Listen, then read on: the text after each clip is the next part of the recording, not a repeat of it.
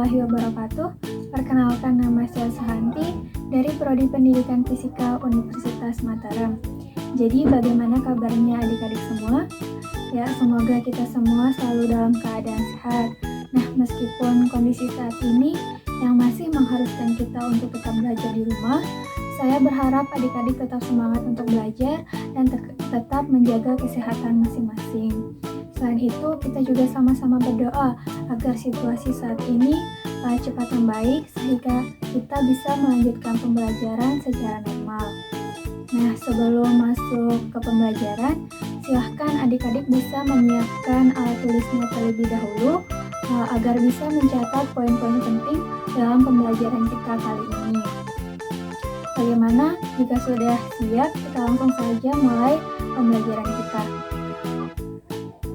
Baik, jadi pada pembelajaran kali ini kita akan membahas materi tentang getaran harmonis. Sebelum masuk ke materi, saya akan menyampaikan terlebih dahulu tujuan pembelajaran yang akan kita capai. Di sini ada beberapa tujuan pembelajaran yang ingin kita capai. Yang pertama, adik-adik diharapkan mampu menyebutkan pengertian dari getaran harmonis itu sendiri. Dan yang kedua, adik-adik bisa menghitung periode getaran harmonis pada pegas. Dan yang ketiga, adik-adik diharapkan mampu menyebutkan persamaan-persamaan apa saja yang ada pada getaran harmonis.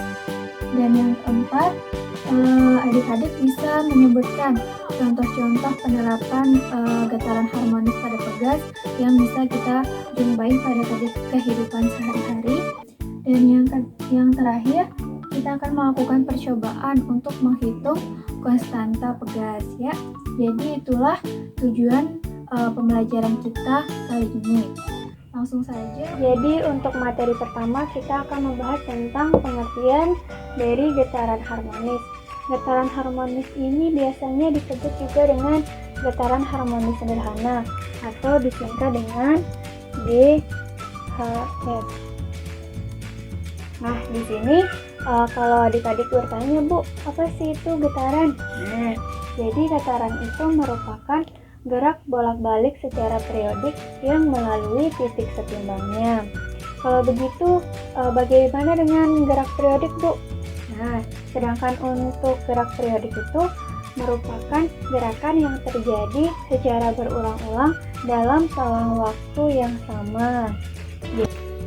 Jadi untuk pengertian getaran harmonis ini dapat kita artikan sebagai gerak bolak-balik yang melalui titik timbangnya secara periodik dengan amplitudo yang tetap. Nah, untuk pengertian getaran harmonis ini bisa dipahami ya. Selanjutnya kita akan masuk ke materi periode pada pegas. Sebelum masuk ke materi, kita akan melakukan demonstrasi sederhana menggunakan sebuah penggaris. Jadi adik-adik bisa melakukan juga demonstrasi ini di rumahnya masing-masing. Di demonstrasi kita kali ini hanya menggunakan sebuah penggaris.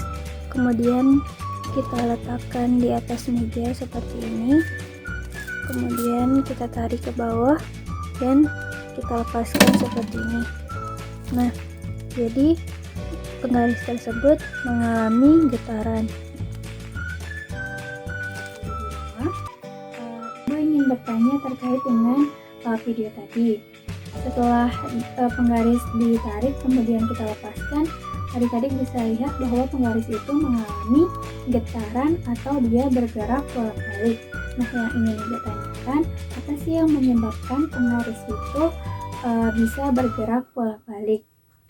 Untuk menjawab pertanyaan ini, silakan adik-adik perhatikan penjelasan dari Ibu. Jadi, getaran yang terjadi pada penggaris tadi bisa kita gambarkan seperti gambar di samping, di mana penggaris itu bergerak dari titik A, kemudian ke titik O, dan ke titik D, kemudian balik lagi ke titik O, dan ke titik A, begitupun seterusnya. Dari titik A, O, B, dan O, A ini itu digambarkan dengan satu periode. Sekarang kita akan mencoba mencari rumus untuk periode pada pegas. Di sini saya sudah menggambarkan sebuah pegas yang digantung dengan beban. Ketika kita berbicara tentang pegas, maka kita juga berbicara tentang gaya berat, di mana gaya berat yaitu F sama dengan M dikali G. Nah, ketika kita memberikan simpangan, kemudian kita lepaskan, maka pegas akan bergetar atau dia akan bergerak bolak-balik. Nah, ketika bergetar tersebut, maka timbul yang namanya sigma F sama dengan M dikali A.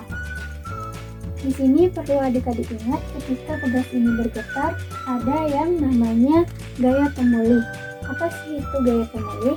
Jadi gaya pemulih itu merupakan gaya yang menyebabkan benda bolak-balik. Jadi ketika benda bergerak ke atas, gaya pemulihnya bergerak ke bawah. Ketika benda bergerak ke bawah, maka gaya pemulihnya bergerak ke atas. Di sini untuk pegas gaya pemulihnya yaitu F sama dengan min KY. Bila kita jabarkan di sini, min KY sama dengan M dikali A. Di mana A di sini ini merupakan kecepatan sudut, di mana rumus kecepatan sudut yaitu A sama dengan min omega kuadrat Y. Y-nya ini merupakan simpangan ya. Jadi bisa kita jabarkan min KY sama dengan M dikali, masukkan rumus kecepatan sudutnya min omega kuadrat Y. Nah, minnya bisa kita coret, Y-nya juga bisa kita coret, sehingga kita memperoleh persamaan K sama dengan M omega kuadrat. Nah, seperti yang kita ketahui, omega itu rumusnya 2πf atau omega sama dengan 2pi per T. Nah, jadi kenapa 2pi per T? Karena F sama dengan pi per T kan? Sehingga kita bisa memperoleh persamaan untuk mencari periode pada pegas yaitu T sama dengan 2pi M per K. Nah, persamaannya kan sudah kita temukan. Jadi untuk menghitung periodenya, adik-adik bisa menggunakan persamaan ini. Nah, persamaan untuk mencari periode pada pegas ini sudah kita temukan. Kemudian kita balik lagi untuk pertanyaan yang sudah saya sampaikan sebelumnya. Dari penjelasan saya ini, apakah adik-adik sudah bisa menemukan jawabannya? Ya, tepat sekali. Kenapa penggaris itu bisa bergetar atau bergerak bolak-balik? Itu disebabkan karena adanya gaya pemulih. Jadi gaya pemulih inilah yang menyebabkan benda dapat bergerak bolak-balik atau benda dapat bergetar. Paham ya? Jadi itu untuk periode pada pegasnya. Selanjutnya materi untuk persamaan yang ada pada getaran harmonis. Jadi ketika kita berbicara tentang getaran harmonis, adik-adik perlu memahami yang namanya simpangan, kecepatan, dan juga percepatan. Jadi persamaan untuk simpangan yaitu A sin omega T. Kemudian untuk kecepatan, di mana kecepatan ini merupakan turunan pertama dari simpangan. Jadi rumusnya yaitu V sama dengan omega A cos omega T. Nah, kemudian untuk percepatannya ini merupakan turunan pertama dari kecepatan atau juga bisa disebut dengan turunan kedua dari simpangan. Sehingga untuk percepatannya yaitu min omega kuadrat sin omega T. Nah, tadi kan kita sudah memperoleh persamaan untuk simpangan, kecepatan, dan juga percepatannya. Di mana simpangannya yaitu A sin omega T. Seperti yang sudah saya jelaskan sebelumnya, di mana omega ini juga bisa kita tuliskan dengan 2pi per T. Jadi rumus simpangannya menjadi A sin 2pi per T dikali T. Nah, kenapa kita menggunakan persamaan ini? Ini kita gunakan untuk mencari sudut fase, dan beda fasenya. Jadi untuk sudut fasenya biasanya yang ini. Jadi dasarnya atau sudut pasilnya yaitu 2pi per P kali T. Nah, sedangkan untuk pasenya biasanya yang ini. Nah, jadi besinya sama dengan waktu dibagi dengan periodenya. Kemudian untuk beda pasenya yaitu beda pasenya fase 2 dikurangi fase 1, atau biasa juga ditulis dengan seperti ini, video dengan U1 per T. Nah, paham ya? Jadi jika seperti ini ada hubungan antara sudut fase dan beda fasenya, di mana hubungannya yaitu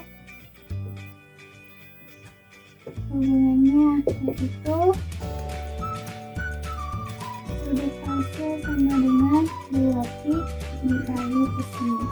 Nah, jadi kita memperoleh persamaan seperti itu. Baik, sampai sini bisa dipahami ya. Kemudian kita akan lanjut untuk materi selanjutnya. Jadi materi selanjutnya yaitu tentang penerapan getaran harmonis dalam kehidupan sehari-hari.